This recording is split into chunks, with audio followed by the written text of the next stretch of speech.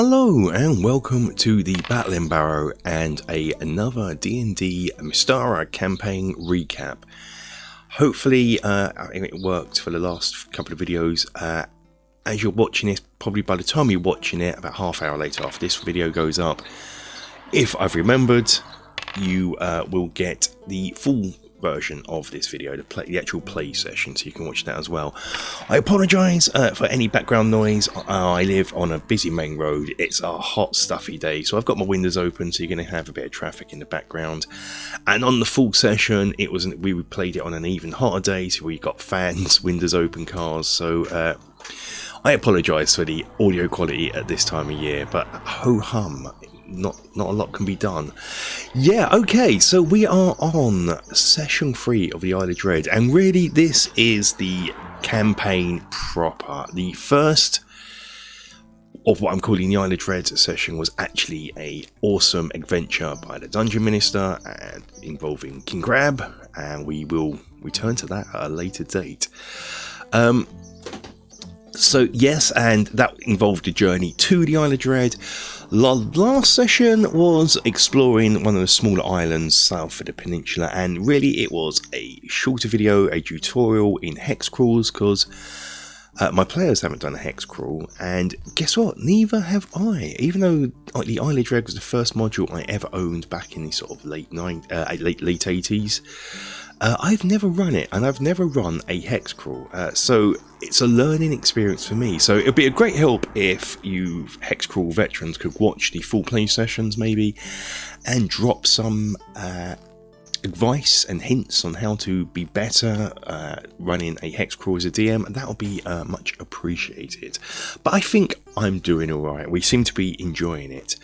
Now the Isle of Dread is, you're never going to see it all, so and that's what this session I wanted to get across to the players. I got this blank map, and I think at first they were like, oh, we have to explore every hex. It's like, no, we're never going to see it all. So, and I think what's happening already in this, down the sort of southwest of the coast, it's very piratey, and ironically, that's where our campaign is, but we're avoiding that. There's also no central narrative as such in the Isle of Dread. It's what the players make of it, and in this video, in my opinion, we come up unknowingly with what the central narrative is. Let me explain. So last year when I run B10, the Night's Dark Terror, you have the Cartobra, the big tentacly monster in that. I hinted in Galfenwith's book of the dead, as it were, and she's got this book, her background story, she nicked a book that shouldn't be for mortal eyes. Basically a veiled allusion to the Necronomicon from Lovecraft, but in there they managed to read a passage about this beast that they were potentially going to be facing in the Lost Valley, and I hinted then that this beast come from the Isle of Dread and was sort of a guardian beast, sort of almost worshipped by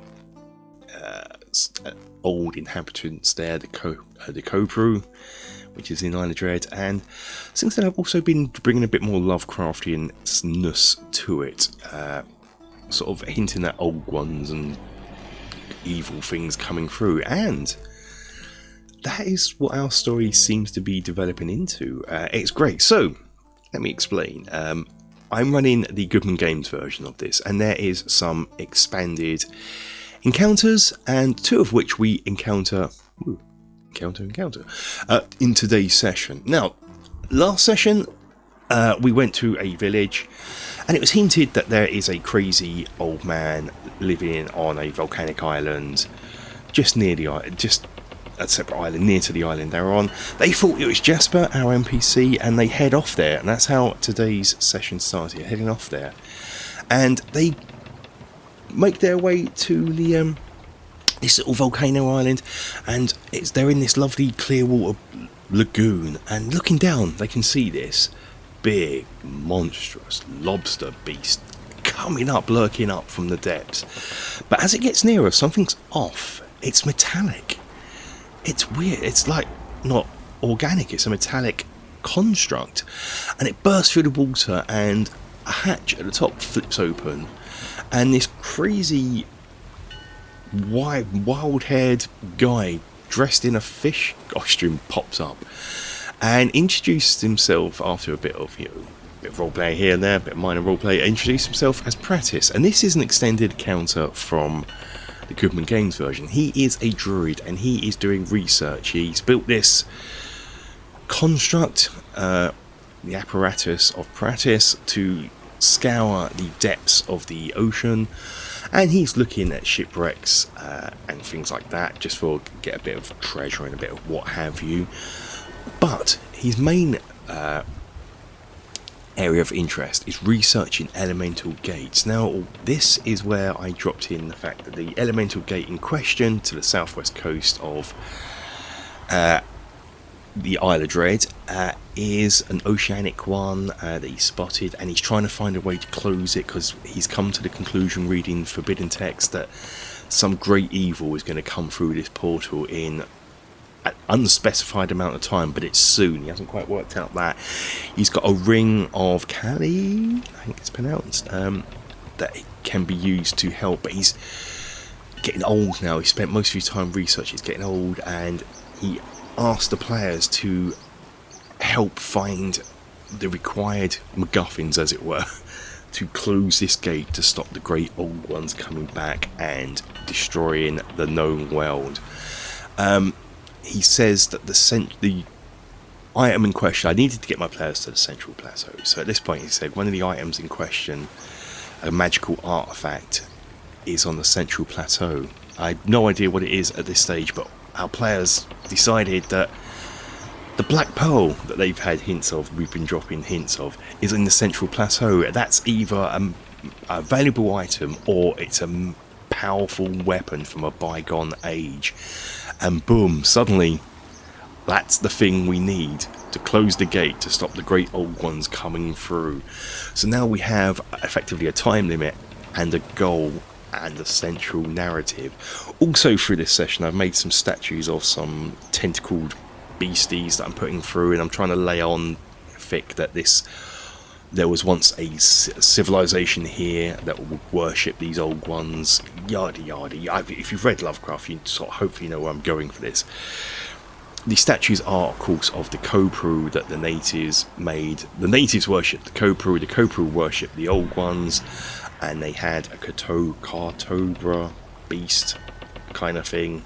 It's effectively a shog-off, I guess. But yeah, that's where we are. We've now got a central narrative, a time limit, and I couldn't be more pleased. What that means, though, is a lot of exploration is now out the window. We're not going to explore the Southwest Islands. We're not going to explore that. We're heading straight for that central plateau. So they board their ship. They get the ring of Kali. The Pratis gives them the ring, but they've also got like a patron there now, if you like. We board the ship and head to the Tanara, village of Mystara, by the Great Wall. Now, because we did a village encounter last week, I sort of sped run this a bit, natives, yada yada, blah blah blah.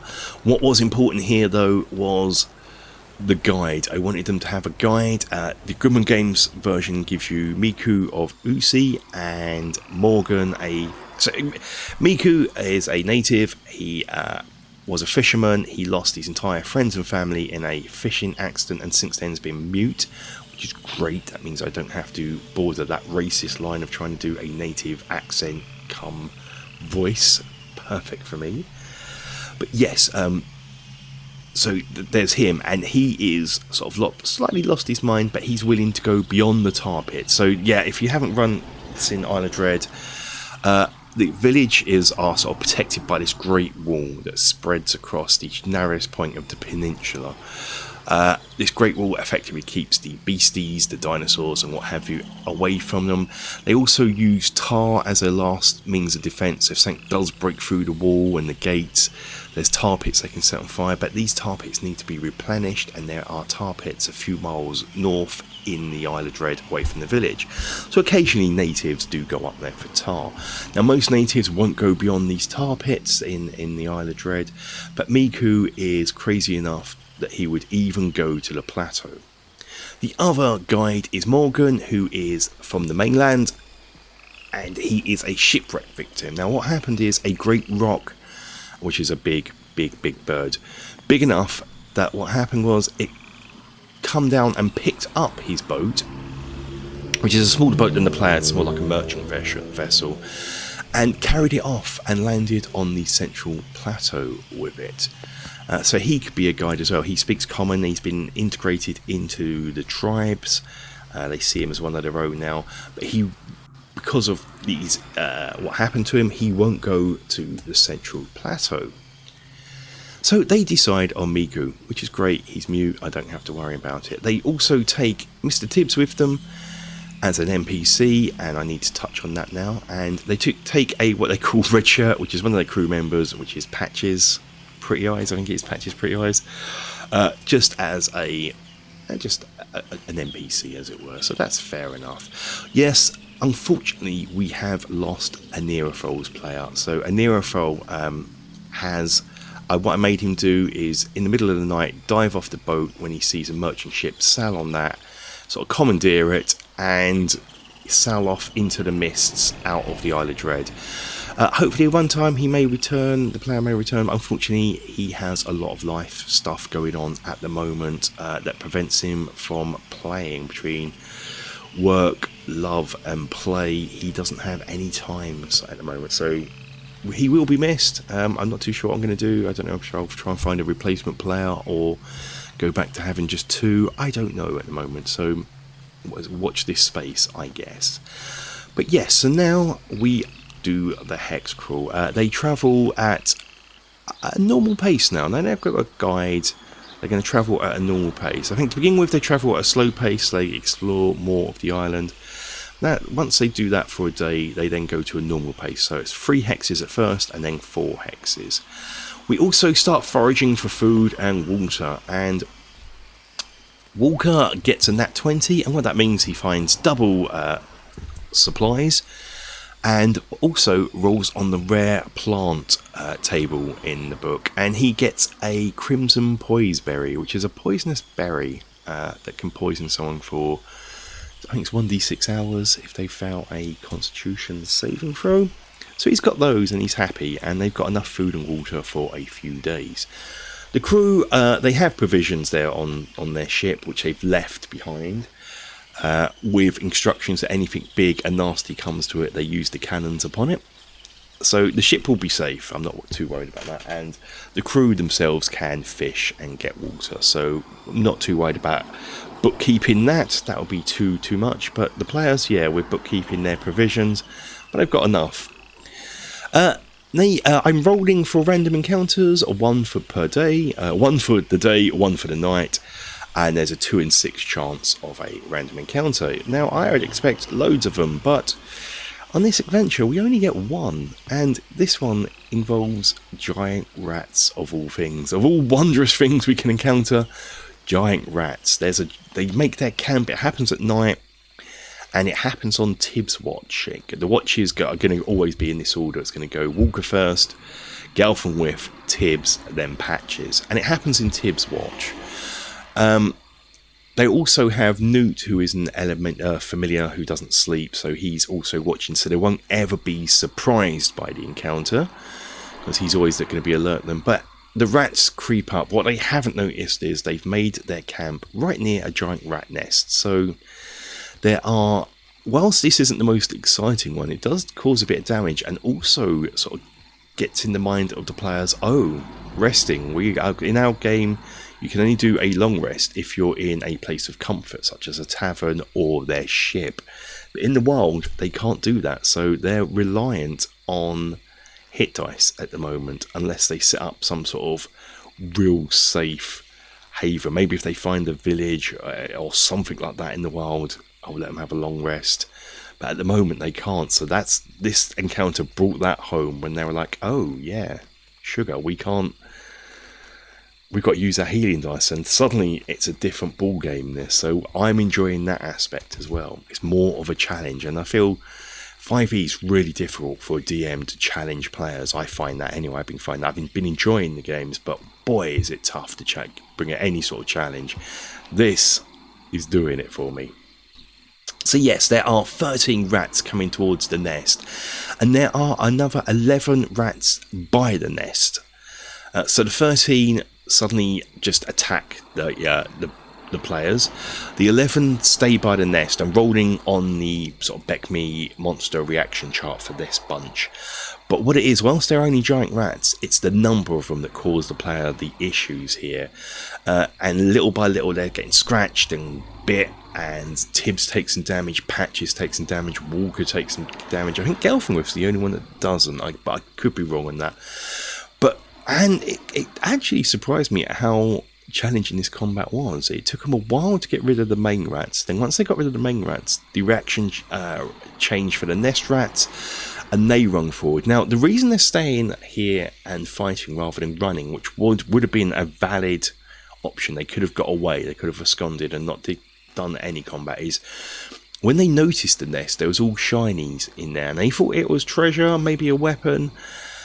So they stay and decide to kill the rats and have a poke around the treasure. So once the rats are dealt with, that is what they do. Unfortunately, there's not really a lot there. There's 7 gems really. After there's lots of metal, scraps of metal, what have you, but there's the only thing of interest is 7 gems worth about 25 gold each. I should go back in my typical waffle fashion. At the beginning of the game, if you remember last session, Walker had a snake companion now, sea serpent snake companion that he's put to work diving for the pearls. So at the beginning of this session, that's what we do. We go back to the ship, and the sea serpent comes, giving Walker 200 gold pieces worth of pearls. All of a sudden in the distance, there's 2 more sea serpents come. There are always going to be more sea serpents here, but they don't stop and fight this. They just ignore it, get to the ship and move on to practice. Anyway, now skipping back to where we were. Yeah, so there's these gems. Miku works for gems and not gold, so he takes one of them. So really, whilst it was disappointing, they were expecting some sort of mystical weapon, they got some money, that's fine. I should point out there that, again, jumping all round, one day I'll get these things down pat where it's consistent and constant, but the ring is a elemental ring of water, by the way. Practice ring that was given to Gelfenwith is an elemental ring of water, but it can also summon an invisible stalker. I haven't used it yet, haven't tested it. It is meant to be for helping close this gate, but ho-hum, we've already started this session with lots of treasure and a magical item. I mean, come on players, I'm spoiling you. We carry on heading towards the tar pit. There is a path going towards the tar pit, which makes life easier. No more. That's the only random encounters I roll in a 2 in 6 chance twice a day. Okay. So, what next? We get to the tar pit, and there they look at the map and decide. Miku sort of roughly points out where the plateau is on their map. So they decide to head west around the tar pit and then strike north to the central plateau. Now in the Goodman Games version, I know that heading west along here, there'll be encounter 34. A Triceratops has become stuck in one of the tar pits, and some natives from the village of Tanara are there trying to put it down and claim the meat. It will feed the village for a good long while. What this has done is given the players a taste of a dinosaur in a very safe, controlled manner, but they know how many not know exact amount how many hit points, but they know dinosaurs have a lot of hit points. What Walker decides to do, thinking it's just like a normal beastie, is put out his pistols and try and put the beast out of its misery. The options I guess they could have had were to help the dinosaur, which would have put them at odds with the village, help the villagers, which would have put them in great favour with the village in the future, or just walk on by. Miku recognises the villagers, he wants to help, so players try and help, and they're going to kill the dinosaur so the villagers can claim the meat. Walker has an idea that he can do this with 1, maybe 2 shots of his pistols. He fires up and nothing, and I don't want to go too much into this encounter because it was quite painful, as in each time they try and strike this beast, it doesn't die, but they're causing it more pain. But that's not their intent. They're not cruel people. They're trying to put it out of its misery, really. Otherwise, if they would have just left it, it would have been a slow, painful death anyway, sort of suffocating in tar. But this thing has a lot of hit points, and after a good long time, they do it. Not before there is a bit of, it can't charge them or anything, but Tibbs comes on with his sword to try and stab it, and I make them make an athletics check to avoid being hit by the horns. The tail can still flail about, which he does, but again, it was quite upsetting really, this encounter, but it does give the players a taste of how much damage a dinosaur can take, and they're best avoided in the future. Pratis, by the way, has given them, I forgot to mention this earlier as well, Pratis, there's more in a Pratis account than what I first relayed.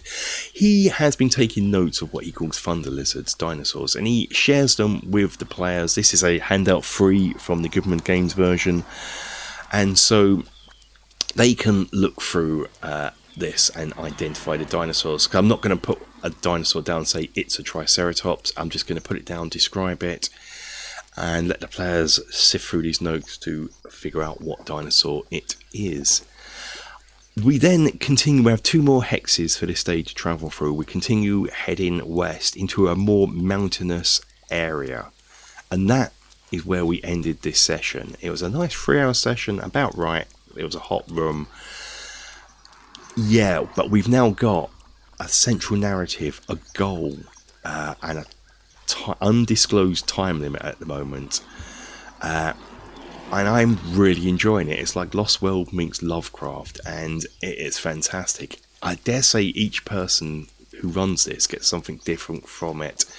So if you've run Isle of Dread, let me know how you did a storyline. Let me know what you got out of it, what your players did, and it'd be interesting to compare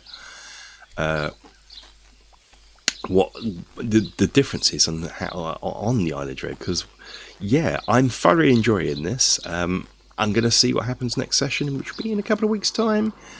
But yeah, for this one, that is it.